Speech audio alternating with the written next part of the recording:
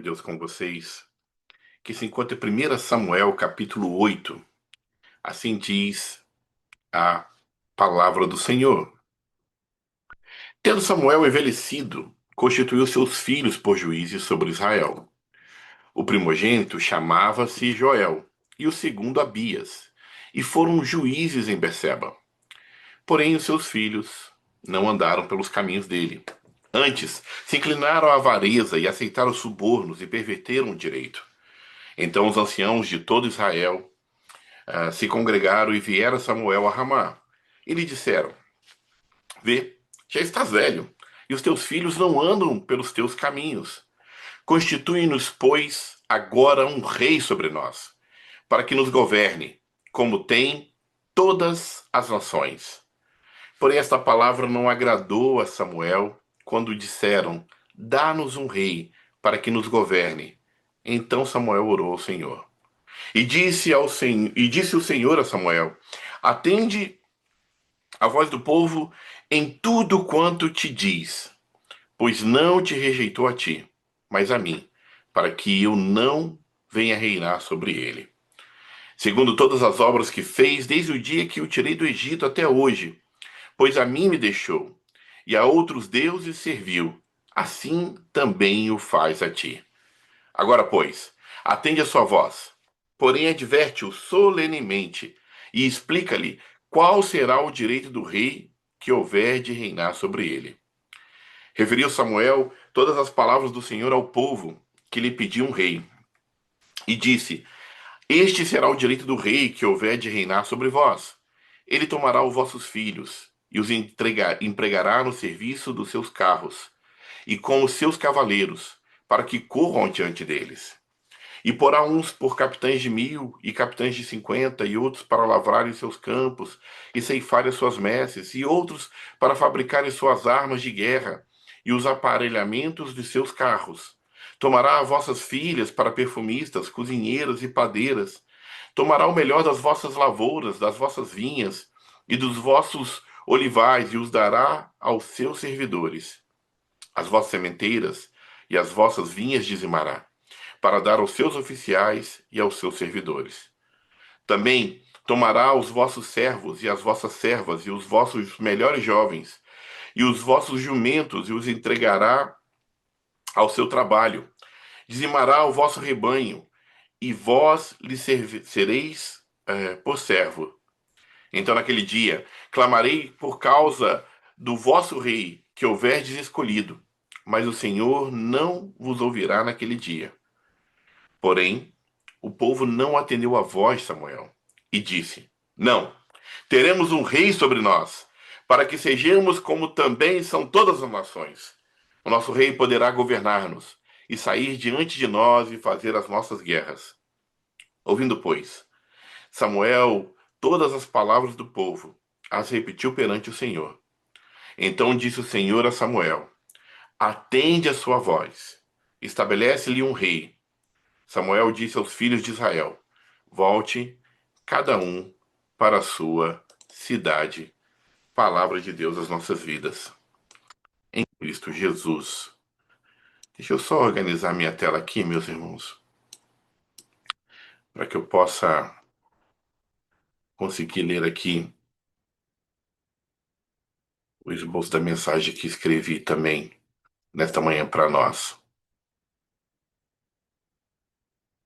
O Senhor Jesus, fale aos nossos corações nessa manhã, uma vez mais, meus irmãos. Lutar e transformar, ou acomodar e ser julgado.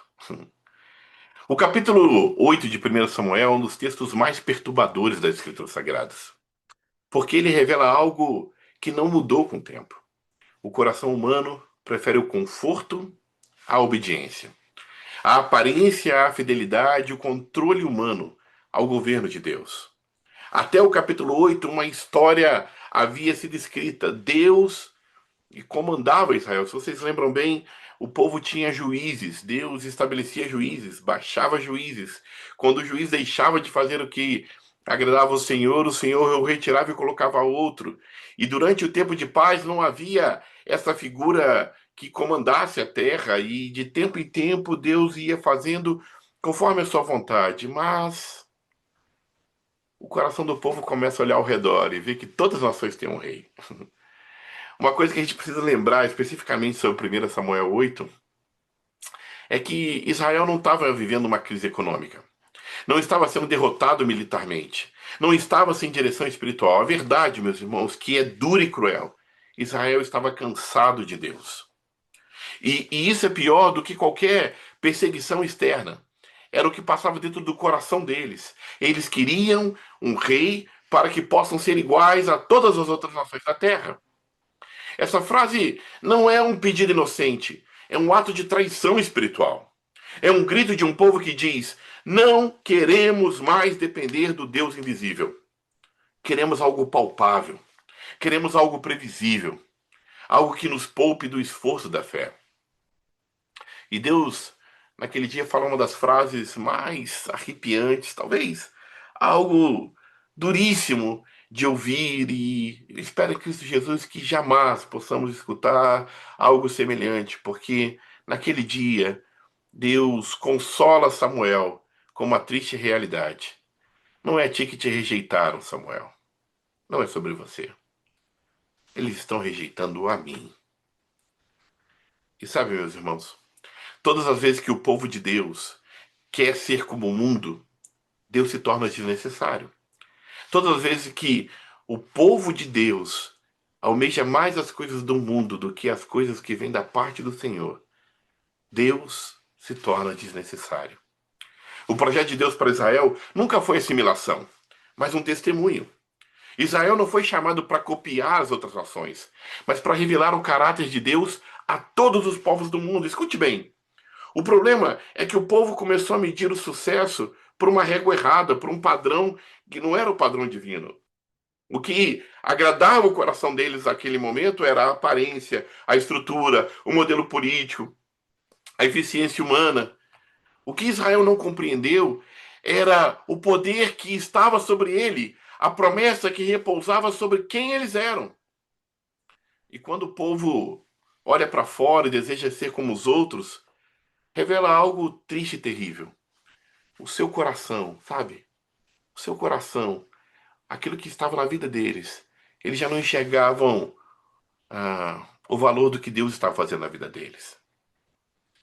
E foi exatamente isso que aconteceu. Israel olha para fora e começa a cobiçar, a admirar o mundo. O que Israel não se dá conta é que eles admiram e querem algo que já é morto por dentro, que já é falido por dentro. Colocar toda a sua esperança em um homem, você vai se frustrar. Colocar todos os seus sonhos e objetivos na esperança de um líder nos salvar, você vai se frustrar completamente, porque o ser humano é cheio de pecado. Pode ter aparência de coisa boa, mas por dentro está morto. E seduzidos por isso, Israel pediu um rei. E sabe, meus irmãos, se a gente for muito honesto, é exatamente o que acontece com a igreja hoje. A igreja fica flertando com o mundo. Queremos a estética do mundo, queremos o show, luzes, fumaça, queremos a lógica do mundo, queremos o sucesso do mundo, queremos a aprovação do mundo. Mas deixa eu lembrar uma coisa para vocês. O mundo odeia o governo de Deus. O mundo odeia o que vem da parte do Senhor. O mundo rejeitou Cristo. O Senhor Jesus nunca prometeu que o mundo iria nos aplaudir, justamente o contrário, meus irmãos. A Bíblia, por muitas vezes, nos alerta que o que haveria de vir a nós é perseguição. E quando a igreja tenta ser aceita pelo mundo, quando as nossas vidas se preocupam mais com aquilo que o mundo quer de nós, nós deixamos de ser sal e passamos a ser eco. E o eco é algo muito interessante. O eco é a reprodução de uma voz estranha. Quando a voz de Deus não fala através das nossas vidas, nós só reproduzimos vozes estranhas. Nós deixamos de ser luz e passamos apenas a ser um reflexo fraco. E quando eu falo isso, eu fico pensando assim, que exemplo pode impactar as nossas vidas? Sabe, Eu botei um videozinho no grupo da igreja, não sei quantos viram, das crianças, foto das crianças pequenas e agora elas maiores, adolescentes, jovens, servindo na igreja e fazendo coisas grandes. E quando eu penso sobre isso, eu fico pensando quais serão as histórias que Deus vai escrever em nós, através de nós, dos nossos filhos pequenos que hoje seguramos nos braços, aonde Deus os levará e coisas grandes farão. O que Deus vai te fazer em nossas vidas.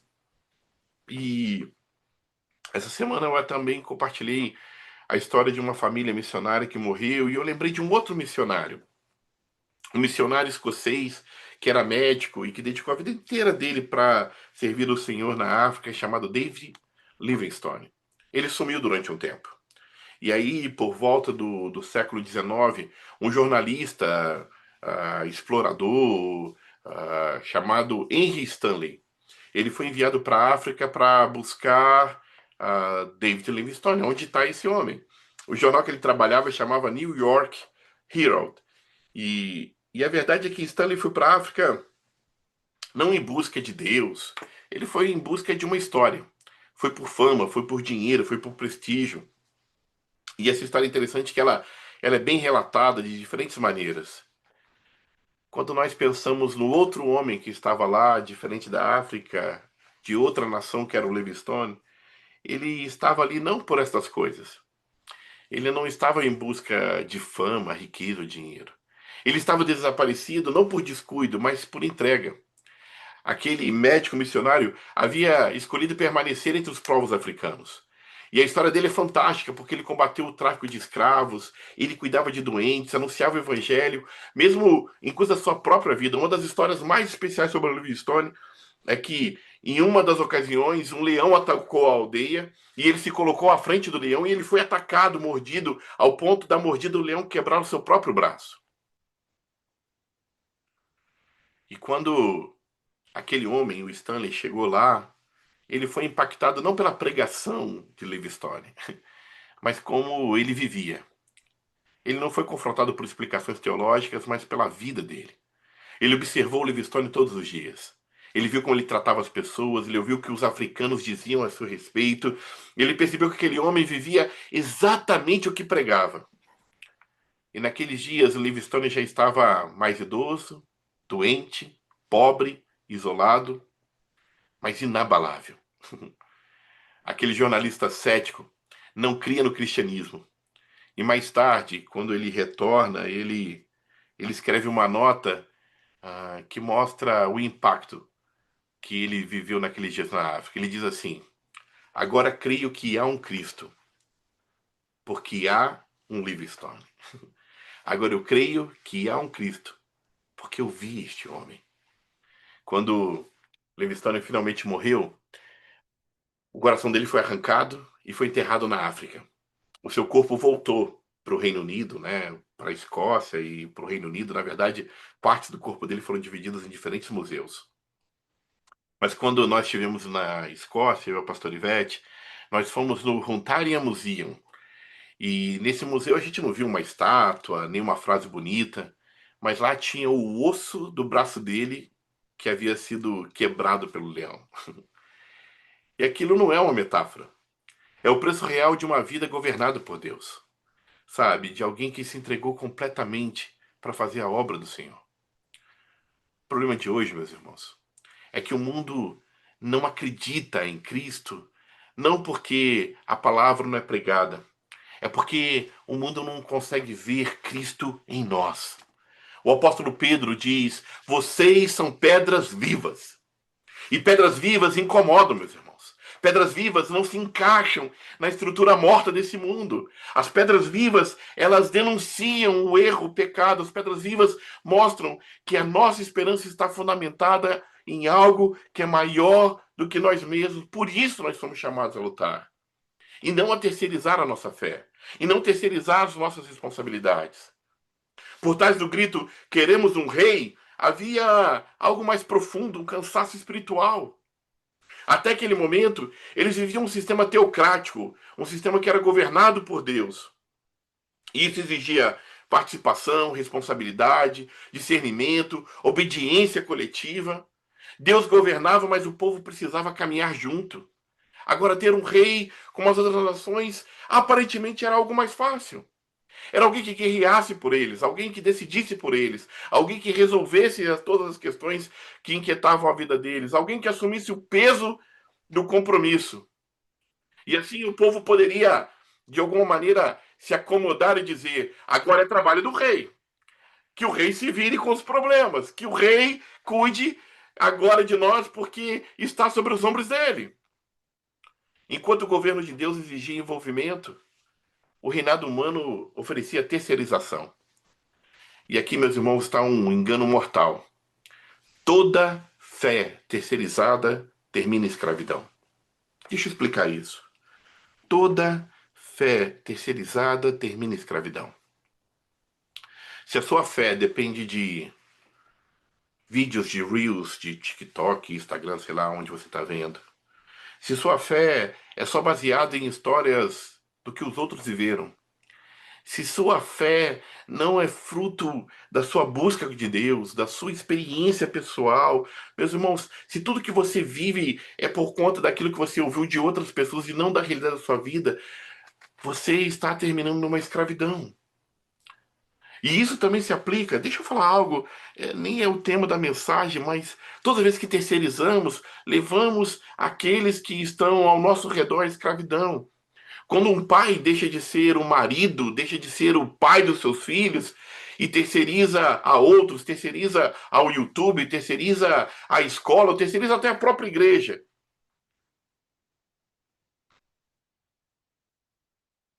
ele está fugindo daquilo que o Senhor o chamou.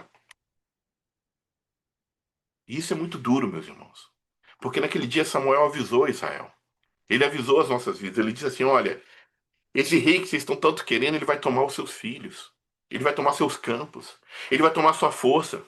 Vocês vão clamar, se arrependendo de tudo que vocês decidiram, mas eu não os responderei. E esse foi o juízo duro de Deus, duríssimo de ouvir.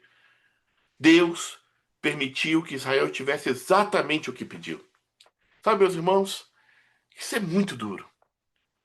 Se Deus permitisse que você tenha exatamente o que você pediu, que nos momentos de rancor e ira, as orações que não deveriam ser pronunciadas, se Deus desse exatamente o que nós pedimos, nós caminharíamos longe, mais longe dele do que mesmo nos dessemos conta. Eu não estou dizendo aqui que Deus não se agrada de ouvir as nossas orações, porque Ele é um Pai que ama agradar os seus filhos, mas a verdade, meus irmãos, como a Bíblia nos revela, nós não sabemos orar como convém. O Senhor tem uma preocupação genuína de formar em nossas vidas Cristo Jesus. E o que acontece é que na igreja muitas vezes repetimos o mesmo erro. Transferimos tudo para quem está à frente. Que o pastor resolva tudo. Que a liderança carregue toda a responsabilidade. Que o culto seja entretenimento, mas que não me confronte. Que eu vá ao culto e receba um conforto no meu coração, mas eu não quero ser desafiado. E eu quero dizer uma coisa para vocês, meus irmãos, mesmo aqui distante, através da rede social, Deus não chamou espectadores. Deus não nos colocou numa arena para ver o espetáculo da fé que acontece embaixo. Deus nos chama como soldados, como embaixadores. Deus nos chama como discípulos e não consumidores de fé. O reino de Deus não avança com plateia, mas avança com gente que sangra, que ora, que jejua, que luta contra o pecado, que se envolve na transformação da cidade. Quando a palavra de Deus revela ou traz para nós as palavras de Jesus, ide por todo mundo e pregar o evangelho, isso não foi dado a um grupo seleto. Isso foi dado a todos nós. E quem quer um rei como as outras nações, acaba servindo a um outro senhor que não é o nosso Deus vivo. Mesmo que não perceba. O reino de Deus avança quando cada um de nós assume a sua responsabilidade espiritual. Entenda bem, quando cada um de nós assume a sua responsabilidade espiritual. Eu fui questionado pelo conselho da igreja sobre planos, sobre sonhos para este ano. Eu falei de três coisas ali que me veio à mente naquele momento, mas uma eu tenho certeza, que é a nossa comunhão, os grupos pequenos, a liderança, o envolvimento de todos no pastoreio mútuo, de cuidar um dos outros, é que fará a nossa igreja realmente essa igreja acolhedora, essa igreja que ama, como vocês sempre dizem, essa igreja que tem responsabilidade com missão, essa igreja que está ali para realmente brilhar a luz de Cristo. Quando todos participarem disso. Eu lembro de uma ilustração que eu gosto muito, e já usei algumas vezes, que conta a história de um grupo ali de 8 garimpeiros e uma cidade de garimpo, e por algum tempo nada encontra, ninguém encontra ouro, ninguém encontra riqueza, e aquele grupo encontrou. E era muito ouro, eles precisavam de mais equipamentos, mais material para poder então tirar o ouro. Então eles vão à cidade, mas eles fazem um acordo: olha, ninguém conta nada para ninguém. A gente vai lá, compra as ferramentas e voltamos para cá para o garimpo e vamos pegar esse ouro só para nós. E eles fazem isso, vão, ninguém fala nada, compra. Quando eles estão voltando, uma galera vem atrás, uma multidão atrás. E eles falam assim: vão embora, gente, não tem nada aqui para vocês não. E alguém do meio da multidão diz: vocês encontraram o ouro? Eles disseram: não, não encontramos, tentando disfarçar. E aí eles ficam revoltados e começam a perguntar entre os 8: foi você, foi você? Acusações, quem é que falou? E aí, de repente, da multidão surge uma voz: nenhum de vocês falou. Mas está na cara de vocês. Está na cara de vocês. Eu costumo brincar, às vezes, quando algum irmão está muito feliz, quando o time de futebol dele ganha, ou uma notícia boa acontece, que precisa chupar uns 3 limão para tirar o sorriso do rosto. Eu poderia dizer que o brilho de Cristo é assim, meus irmãos. Nada consegue tirar. É por isso que a palavra de Deus diz, é por isso que o próprio Senhor Jesus diz: os justos resplandecerão como o sol. Os justos resplandecem. E resplandecem tanto que não precisam nem sair anunciando ou gritando a alta voz. O rosto entrega. A vida denuncia. O testemunho revela quem é o Senhor e Rei da vida deles. Por isso, meus irmãos, copiar o mundo é prova de uma preguiça espiritual. A grande pergunta que para sobre nós é como nós vamos ser lembrados. Como será a história de Casa Brasil? O que Deus há de fazer em nós e através de nós, meus irmãos? A geração de 1 Samuel ficou marcada como uma geração que rejeitou o governo de Deus. Não por falta de recursos, não por falta de criatividade espiritual. Eles tinham a lei, eles tinham os profetas, eles tinham a presença de Deus, mas preferiram copiar o modelo dos outros. E eu digo uma coisa para vocês: criatividade espiritual exige esforço, exige oração, exige profundidade bíblica, exige coragem para ser diferente. Copiar é fácil, meus irmãos. Copiar não exige joelhos dobrados, não exige clamar a Deus buscando direção. Copiar não exige cruz. Eu quero deixar bem claro uma coisa: não confunda essa criatividade que eu estou falando aqui com modismo. Modismo nasce de ansiedade. Cópia nasce de ansiedade. Querendo fazer alguma coisa e não temos uma direção de Deus, então a gente copia qualquer outra coisa. Vamos fazer o que os outros estão fazendo. Queremos ser como as outras nações. Mover de Deus na vida de uma igreja. Se queremos mover de Deus na vida da nossa igreja, vai nascer através da intimidade com Deus, de uma busca do Senhor. A igreja não precisa de novas ideias, a igreja precisa de obediência radical à palavra de Deus. É isso que precisamos. É por isso que o Senhor Jesus disse que não só de pão viverá o homem.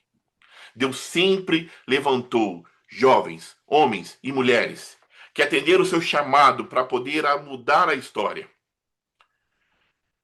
E quando eu falo isso, sobre essa transformação da história, é aplicar a palavra de Deus viva aos desafios reais que nós temos, com coragem, com fé e dependência de Deus, com dependência do Espírito Santo em nossas vidas.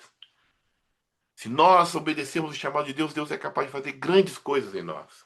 E aí você pode então pensar: pastor, mas estamos aqui agora longe.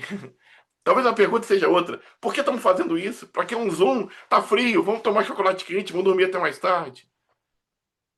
O frio vai passar. A pergunta seguinte talvez seja: por que ir na igreja? Eu posso faltar, eu posso acompanhar o culto online. Deixa eu falar uma coisa para vocês, irmãos. Deixa eu contar uma outra ilustração. Essa é a última. E eu gosto muito dessa. Que diz que Um frequentador de igreja escreveu para um jornal. E para aquele jornal que ele escreveu, ele colocou como título da carta dele assim: Não faz sentido ir no culto todos os domingos. Essa era a carta dele. Eu tenho ido à igreja por 30 anos. E durante esse tempo, devo ter ouvido uns 3.000 sermões. Mas por minha vida, com exceção de um ou outro, eu não consigo lembrar a maioria deles. Assim eu penso que eu estou perdendo meu tempo e os pastores também estão desperdiçando o tempo deles. E aí essa carta gerou uma controvérsia quando foi publicada e muitas cartas chegaram em resposta àquela, mas uma das cartas do leitor foi publicada em resposta àquela primeira publicação. E a segunda publicação dizia assim: Eu estou casado há mais de 30 anos. Durante esse tempo, minha esposa deve ter cozinhado para mim umas 3.000 refeições. Mas por minha vida, com exceção de uma ou outra, eu não consigo me lembrar da maioria delas. Mas uma coisa eu sei, eu tenho certeza. Todas elas me nutriram, me deram a força que eu precisava para fazer o meu trabalho. Se minha esposa não tivesse me dado essas refeições, eu e meus filhos estaríamos desnutridos ou até mesmo mortos. Da mesma maneira, se eu não tivesse ido à igreja para alimentar a minha alma e da minha família, estaríamos hoje em terríveis condições espirituais. Estou terminando, meus irmãos. Quem abandona a palavra de Deus adoece espiritualmente. Quem se afasta da comunhão da igreja começa a viver uma desnutrição espiritual. Quando me afasto desse lugar tão gostoso que está na companhia dos meus irmãos, eu começo a cobiçar o mundo. Eu começo a querer um rei. Eu começo a querer ser como as outras nações. Eu quero lembrar algo às nossas vidas. Algo que está relatado lá em 1 Pedro 4,17, que é uma dura palavra. O juízo de Deus começará na casa de Deus. Ou melhor, o julgamento começa na casa de Deus. 1 Samuel 8 não termina com arrependimento. Termina com Deus dizendo: Ouça o que o povo quer, dê a eles um rei. Esse é o momento mais assustador do texto. Um ponto onde Deus deixa de argumentar, deixa de falar, deixa de mandar profetas, deixa de advertir. Ele apenas entrega. Me lembra um pouco o filho pródigo. Talvez os conselhos do pai já não faziam ouvidos e quando o filho pródigo diz eu quero minhas coisas, ele simplesmente deixa aí. A pergunta não é se Deus ainda reina. A pergunta é se ainda queremos que ele reine em nossas vidas e em nossos corações. Porque o reino de Deus não é para quem quer conforto, é para quem quer cruz. Não é para quem quer ser como as outras nações, é para quem quer ser diferente, santo e obediente. Que Deus não diga de nós, eles nos rejeitaram, eles me rejeitaram. Ao contrário, que Deus ao olhar as nossas vidas, que Deus olhar a nossa pequena igreja, ele possa dizer, achei um povo que não se curva, que não copia, que não terceiriza, que não negocia. Um povo que prefere lutar com Deus e que resiste à sedução do reino das trevas. Um povo que escolhe obediência antes do conforto, fidelidade antes da aparência e a cruz antes de um trono. Um povo formado não pelo espírito do tempo, mas pelo espírito de Deus.